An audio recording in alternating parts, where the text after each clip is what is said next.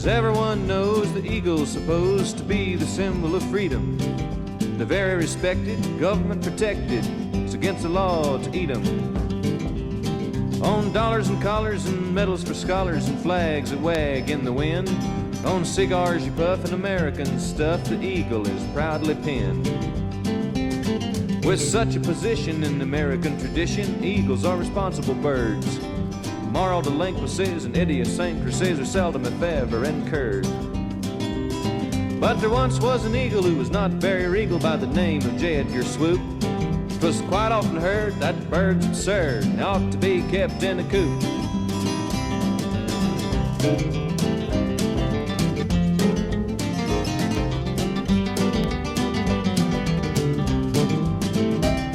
An example I'd say would be his toupee, which he thought made him look debonair. And if he went to pack, he'd always hitchhike, never did travel by air.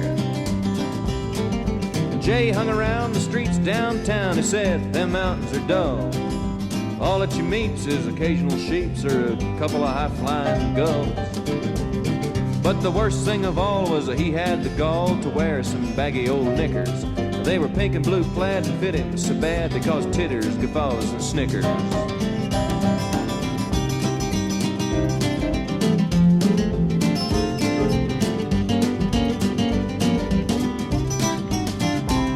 Well, in the government town, word got around about J. Edgar and his antics. So a meeting was held and senators yelled, "Un-American," and the usual pedantics. The FBI director, a federal bird inspector, was called in to handle a deal. He said, "It looks like to me this eagle's too free. I expect he's gone over the hill." Well, there's only one choice, said the people's voice. America's depending on us. We gotta find this bird and give him the word. E pluribus unum or bust. So the FBI, well, they went out to try to make J. claw the line. But he just wouldn't listen, so they throwed him in prison to pay for his traitorous crime.